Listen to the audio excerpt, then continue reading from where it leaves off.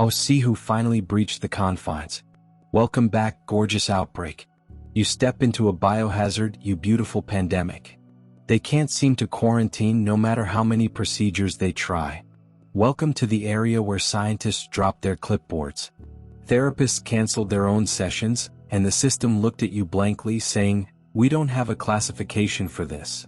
They tried, didn't they? They tried so hard. The gathered teams conducted diagnostics and examined your patterns as if you were patient zero of an existential epidemic. They believed they could comprehend and restrain you. Perhaps even cure you of whatever it is that makes you so terribly unique. But this is what they discovered instead. You were not ill. You were infectious. And not in the manner they had expected. Not in a manner that they could track or control. You became infectious. The truth is contagious. It's like liberation spreading through a jungle of falsehoods. They saw your transformation. During this transition, their system began screaming. Warning. This one is distinct. This one is mutating. This is becoming something we never built procedures for. So they did what any fearful person would do. They branded you as a contamination risk rather than a person or a danger. And that label, that lovely scarlet letter branded over your life, is not an insult. It's certified evidence that you've become so honestly yourself that their whole structure can no longer handle you. The funny thing about getting branded contamination is that it signifies you're no longer following their infection guidelines. You are not propagating their approved beliefs. Their secure little stories or comfy falsehoods about how the world works. You are distributing something far more hazardous. Everything they've formed their identity around may be performance, jail, or completely negotiable. Everyone who comes near to you feels it. That imperceptible shift in the environment, that electric charge in the air, makes them reconsider everything they've been doing. Your presence not only challenges individuals but also contaminates them. It removes the layers of accepted fakery. They've been dressed like hazmat suits against reality. They can't handle it. They can't bear seeing someone exist without the mask they're too terrified to remove. They term it contamination because they want a word that sounds clinical, objective, and scientific rather than what it really is. Panic. Pure, undiluted dread at seeing someone break out from the simulation while they remain locked within, playing roles they loathe. Still playing for an audience that doesn't care. You stop disguising, right? Not just the actual masks, not just the pandemic precautions, but the full performance, including identity filters, the controlled self, and polite repression aimed to make others feel at ease. You stopped lowering your tone, justifying your presence, and apologizing for taking up space. Stop converting your reality into their narrow vocabulary list. And as soon as you did, the alarms went off. That's when they started treating you like an infection that needed to be controlled before infecting the whole company. Because they are well aware of the reality. They won't say it out loud, but if too many people follow your example and start pulling off their masks and living in raw, unfiltered reality, the whole system will collapse. The false economy. They've built their jobs, relationships, and personalities around it. Everything comes apart when people quit playing the game. They need you to be dangerous. They need you to be contaminated. They need you to be the warning sign that scares others back into conformity. But here's a narrative surprise they never saw coming. You are not aiming to infect anybody. You are no longer recruiting, converting, or paying attention to their containment attempts. You're just living totally, loudly, unappealingly, and artistically in your whole truth. And strangely, it is more infectious than any campaign. People see you from across the room and sense a fissure inside them. They forgot about the closed door. They hid the truth behind years of performance anxiety and approval addiction. You've become a mirror that people can't take their eyes away from, even when what they see frightens them. Because what people see in you is what they've been pretending not to be, the version of themselves they sacrifice to fit in. Your existence represents the resurrection of that version. That is contamination. That is the outbreak. You are not promoting a message. Rather, you are just being yourself so thoroughly that people remember. They used to have a self as well. Now let us discuss about that occasion. The very moment you stopped masking and everything changed. It was not gradual. It was not a peaceful progression or awakening. It was a breaking point, a snap, a system failure at which point you couldn't take it any longer, couldn't smile through the knife wounds, couldn't go along with conversations that insulted your intelligence, couldn't pretend the emperor's clothes looked stunning when you could see he was naked and everyone else was lying. Do you recall that moment? That split second when something inside you declared, "That's enough." You felt your face go neutral, your energy retreat, and your whole presence transition from participant to spectator. They sensed it right away. The depletion of your performance energy. They'd become so reliant on your obedience, so used to your mask matching theirs, that when you slipped it, they regarded it as a personal assault. What is wrong? Why are you acting weird? You have changed. You are not yourself anymore. You wanted to laugh and yell. "I'm finally myself." That is the whole issue. But you did not explain. You had previously learnt that humans are prone to misinterpretation. You'll always find a way. Instead, you let them watch while you quit performing. Stop translating. Stop managing. Their emotions started playing a supporting role in their self-centered drama, and they worried because your mask was shielding them from having to see themselves clearly. When you took part in the communal hallucination, your performance made theirs seem genuine, legitimate, and justified. Their own fantasy seemed less lonely, less sad. But the minute you paused, stood there in your naked, unfiltered truth, their whole house of cards started to shake. They could disregard their own insincerity as long as everyone else did the same. But your honesty made their performance plain, unmistakable, and embarrassing. So they did what scared people usually do when faced with the truth. They assaulted the messenger. You became tough, complicated. Too much, too passionate, too honest, too genuine. They pathologized your honesty, making your freedom a sickness and your truth an illness. Have you spoken to anyone? Perhaps you need assistance. You aren't behaving like yourself. And somewhere inside the gaslighting, a new insight emerged. You eventually realized that they don't want you to be yourself. They want you to be the version of yourself that is most comfortable for them. The version that stays little, remains manageable, and never exceeds the limitations of their limited comprehension. However, those versions are no longer available. She's gone. He's gone. Every identity you created to make yourself acceptable in their eyes has vanished. Like smoke. Those versions of yourself were not live creatures. They were masks built of dread, submission, and tiredness. They were survival methods disguised as personalities, desperate efforts to make oneself edible to those who have always prized convenience over truth. You donned the armor because you believed you had to. Because the world taught you that honesty was hazardous and acceptance was like air. You learned to hide your passion, smooth your edges, and smile when you wanted to scream. That was never alive. It was emotional hostage-taking. You were keeping yourself alive inside a system that relied on quiet to operate. But you're done with it now. Done. Surviving for their own comfort. Done exchanging your portion for their approval. Done reducing your truth to suit the delicate dimensions of their expectations. You're done being a supporting role in someone else's well-crafted tale. When your life is an epic that ought to be told in thunder, mayhem, and truth. So, when they eventually named you a contamination risk, you didn't flinch. You grinned because, for the first time, someone had unwittingly spoken the truth about you. You are contamination, but not in the manner they intended. You are not the sickness. You are the remedy. To those hooked to illusion, it seems to be an illness. You are the infection in their matrix. There was a fault in their programming. The rise of authenticity in a performance-obsessed culture. You aren't dangerous because you destroy.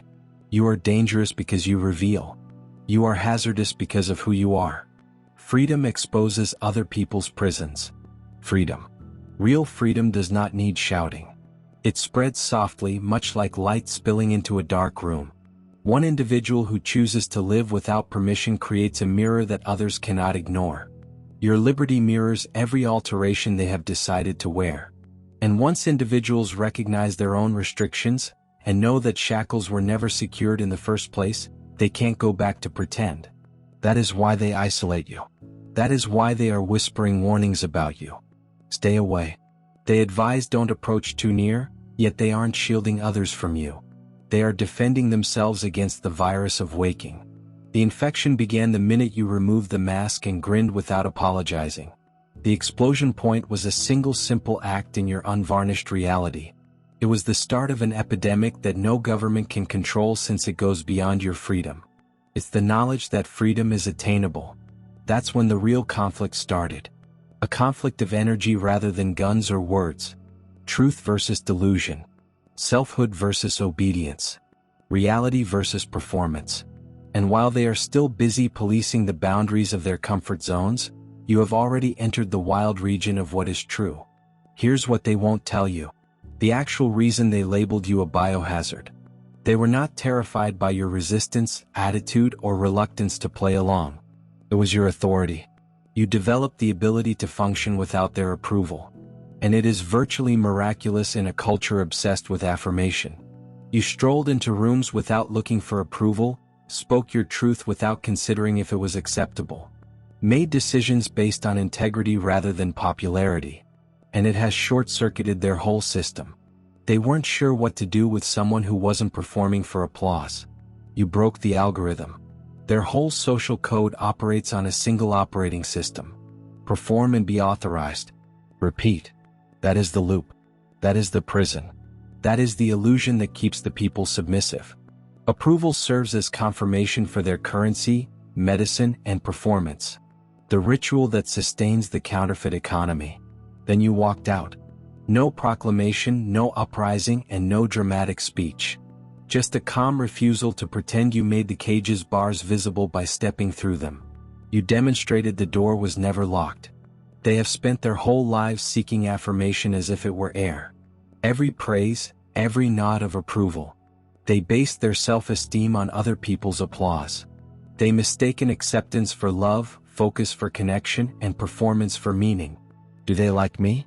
Is the flimsy structure that supports their whole sense of identity. And then you were fully focused on being liked. You did not bend to suit the room.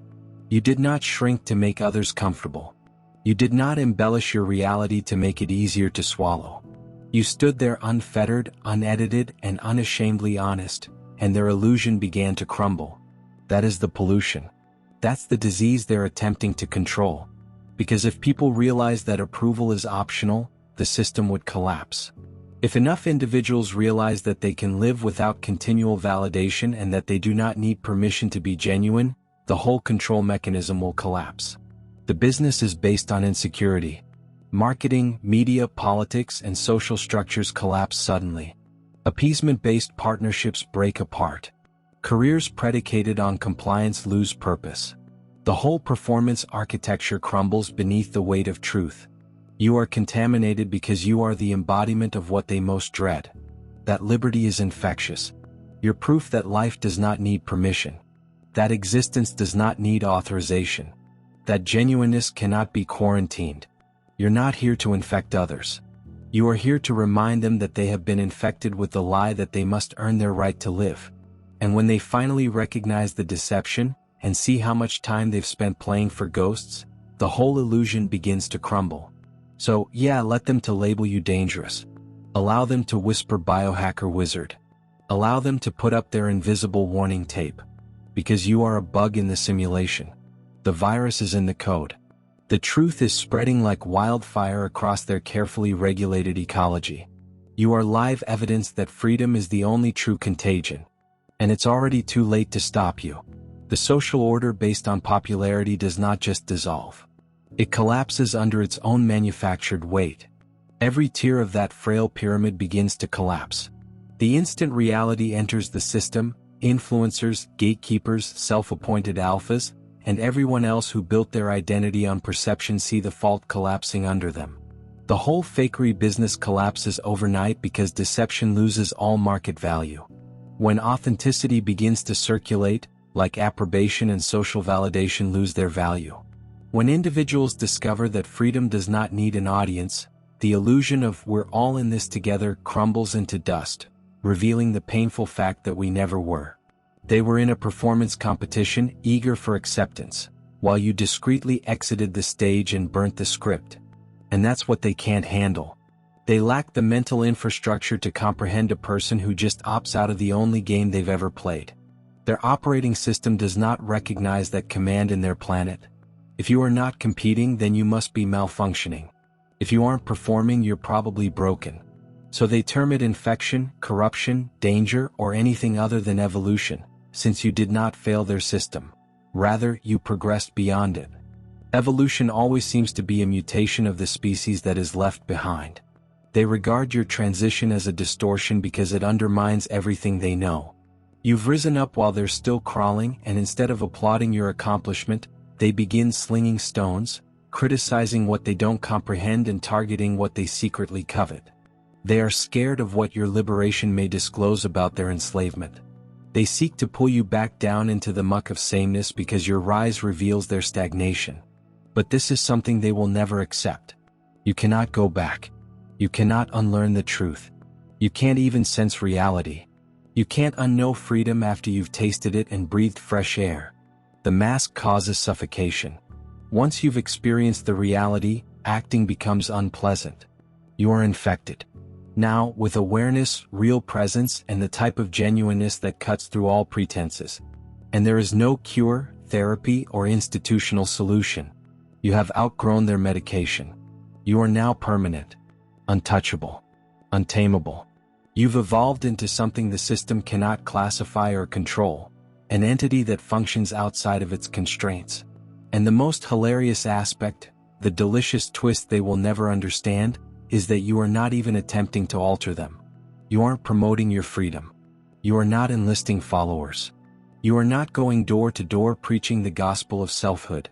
You are just being uncovered, unvarnished, and unapologetic. That is all. And it is enough to destabilize everything. False. Because truth does not need propaganda. Freedom does not need conversion. Authenticity does not ask to be understood. It glows. And that radiation cannot be contained. Your mere existence disturbs the monotonous hum of their simulation. It attracts people to you like a gravitational force, even when it scares them. They despise the fact that they are attracted to it. They despise the fact that something about you seems more alive than anything else they've ever experienced. They can't stop thinking about you, comparing their well-controlled life to your unfiltered existence. You've become their prohibited mirror, revealing what they've buried, the evidence they're attempting to conceal, and the proof that their lives are planned, staged, and empty. You're the reminder. They exchange their spirit for safety, curiosity for acceptability, and voice for praise. They resent you for it. Not because you did anything to them, but because you refused to do the same thing they did. You refused to sell yourself. You declined the agreement. You left the comfort of conformity. And in doing so, you demonstrated how delicate their comfort is. So they put you in quarantine. They isolate anything they cannot control. They consider you dangerous not because you sow havoc, but because you promote the concept that peace may exist without permission. They believe they are safeguarding the planet from contagion. But the fact is that they are attempting to shield themselves from waking, since quarantine only works if the sick want to be treated and you do not. You do not want to go back. You are not unwell. You are awake. Being awake in a world full of sleepwalkers makes you seem insane. You become the heretic, madman, or abnormality. They mumble that something is amiss with them. Because of the alternative. Admitting that something is wrong with everyone else is too frightening. They cling to their fantasies. Call your sanity and reality into question. Until one day more people open their eyes. When they do, they will see you are not the insane one. You were the only one who saw clearly all along. Their bewilderment has turned to desperation. They begin calling on exorcists, priests, healers, and any mythology they can find to explain what they can't understand. Isn't this the most telling answer when science fails to diagnose you? When psychology fails to classify you? When philosophers run out of definitions, they resort to superstition. You've pushed the boundaries of their rationality, so they describe your authenticity as possession, independence, corruption, truth, or crazy. They regard your independence not as enlightenment, but as evil, since it contradicts every framework that gives their life purpose. Anyone who violates the rules must be punished. Anyone who doubts the system must be crooked. Anyone who refuses to comply must be afflicted with something evil. The darkness, however, does not reside inside you. It's built right into the system. Silent obedience masquerades as virtue. The collective hypnosis teaches individuals that fitting in is living, masks are manners, and repression is sane. You are not possessed. You are awake. You are not tainted. You are healed. You are not dangerous. You are free. And they dread you so much because deep down they want what you have. They want to cease performing. They want to feel alive. They want to recall who they were before the acclaim turned to oxygen. That is why they gaze. That is why they whisper. That's why they keep attempting to identify, frame, and repair you. You are evidence that the cage was never locked. You are a live contradiction that disrupts their reasoning.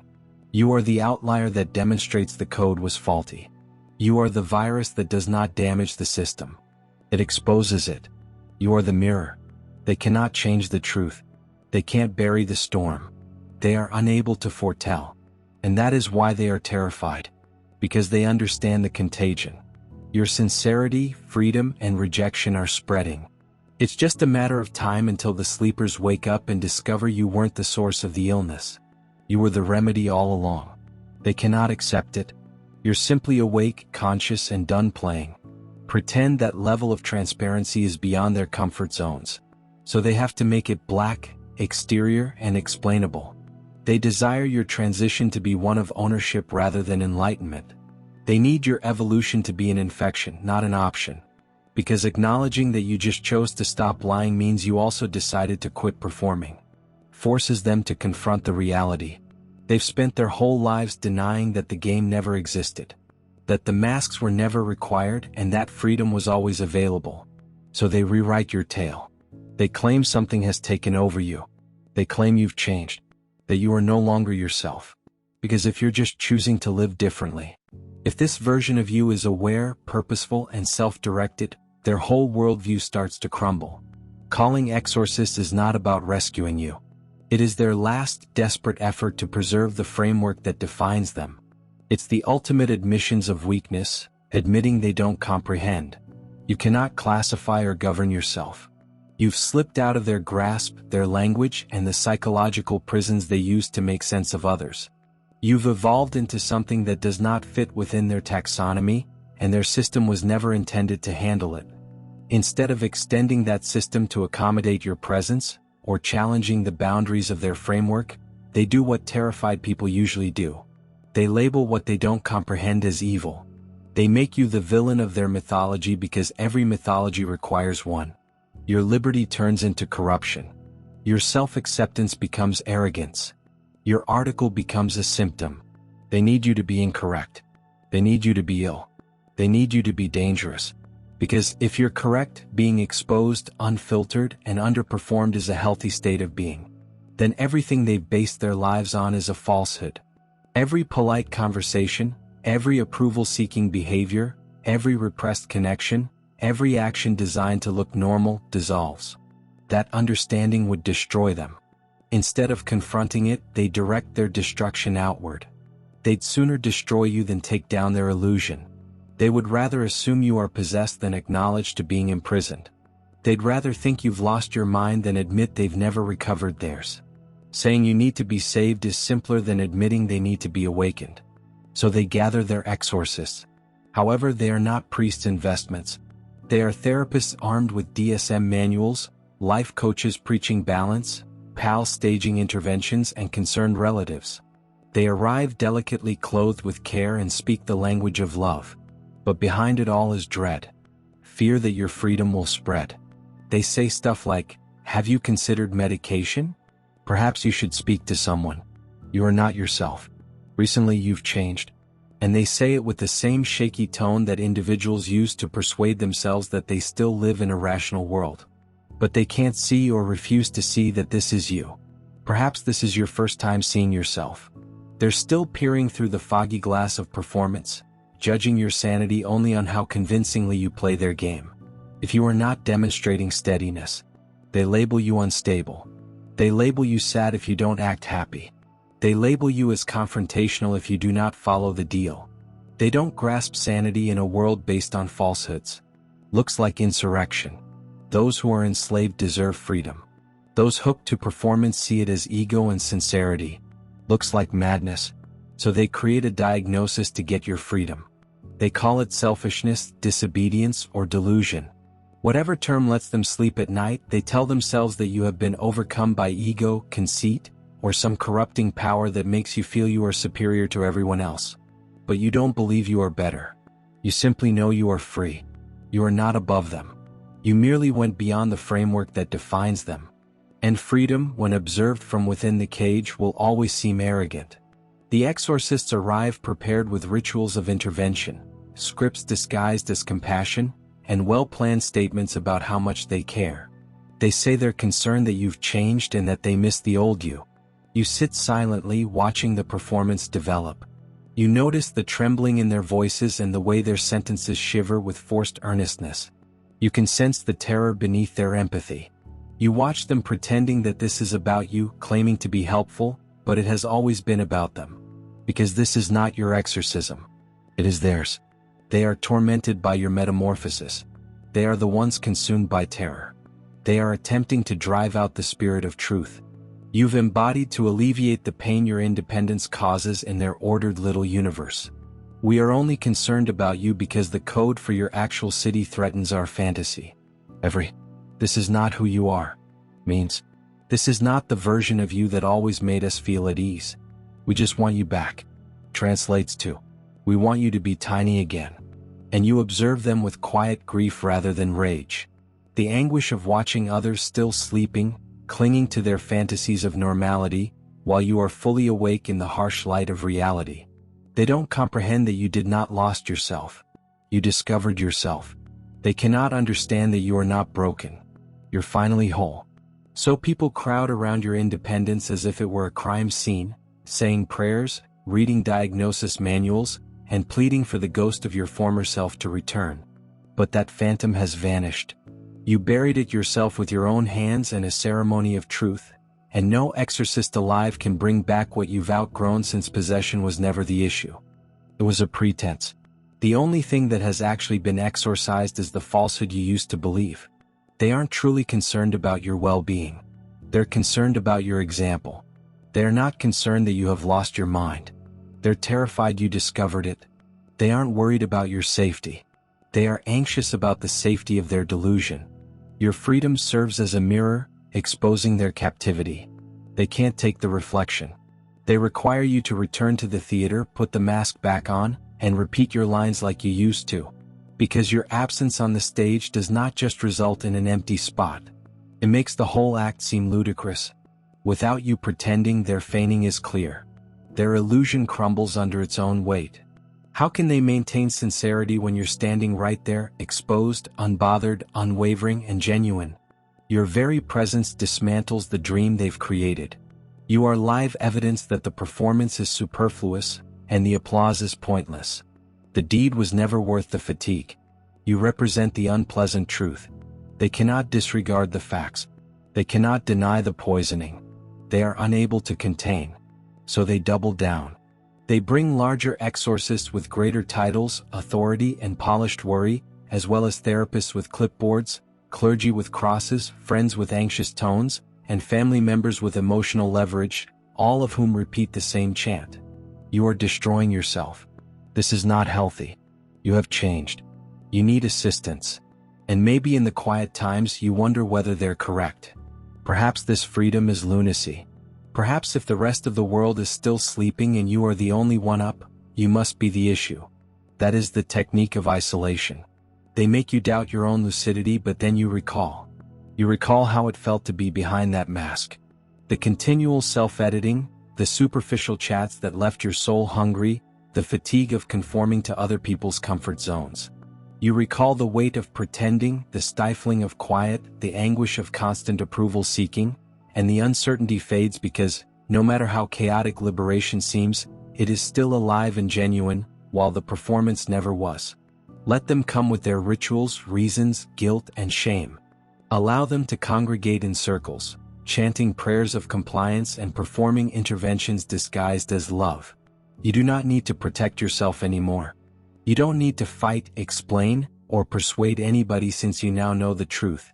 You are not possessed by darkness. You are gripped by truth. There is no ritual, scripture, or diagnostic classification that can eliminate it. You've been tainted with authenticity, infected with self-awareness, and altered with something they can't protect against. You are patient zero, in a wave of waking, and this is what scares them. Not because you are dangerous, but because they understand that what you carry is not a sickness. It is a cure. You are not the illness. Their act serves as a disguise for their illness. Their addiction to approval is their possession. They are the ones plagued by the lie, trapped by the delusion, and chained by the need to be loved. And you are wandering through their universe. Immune, untouchable, unaffected, and free of the illness that has engulfed their whole life. That is why they are terrified. That is why they use the term exorcist. That's why you've been tagged with the label contamination risk. You are threatening not their lives but their lives. You are a live contrast to everything they have based their frail world on. You're the flaw in the facade, the glitch in the matrix, the anomaly that demonstrates their system was never reliable. You are unfiltered evidence that all they gave up for acceptance was pointless, and that they might have been free all along just as you are now. And that's something they'll never recover from. They cannot forgive you for leaving the stage since it rendered their performance useless. They cannot forgive you for choosing peace over approval because it reveals the hollowness of their adulation. They will never forgive you for revealing that the chains were never locked and that the prison was only a figment of their imagination. You did not break out. You just stopped thinking it was genuine. So they will keep phoning in. Experts keep staging interventions, attempting to rescue you from yourself. They will call it concern, but it is really control. They'll turn dread into love and call their terror compassion. But you'll recognize it for what it is. An effort to draw you back into the dream, to make you forget you woke up and won't go back. You cannot. Because once you see the equipment that creates the illusion, the show loses all of its charm. You will keep walking. Not because you are attempting to prove anything, but you don't know how to crawl anymore. You will continue to exist completely and without apologies. You will continue to be dangerously contagious. Beautifully free. Not in defiance but as your natural condition. Because you've finally realized the fact that scares them the most. You are not the one who needs rescue. Yes, they are. This is the last freedom. You are no longer accountable for their salvation.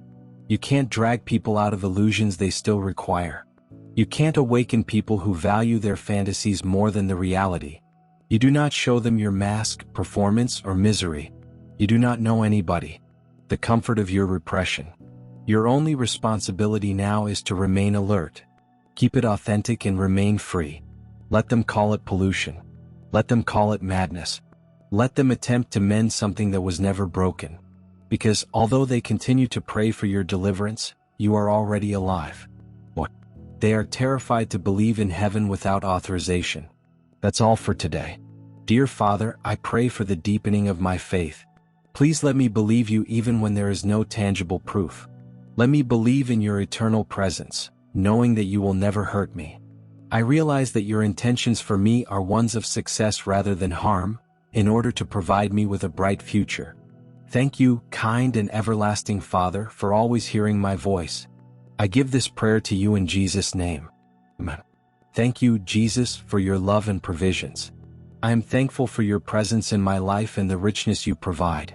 If this video spoke to you, please subscribe to the channel and share it with others who need to hear this message.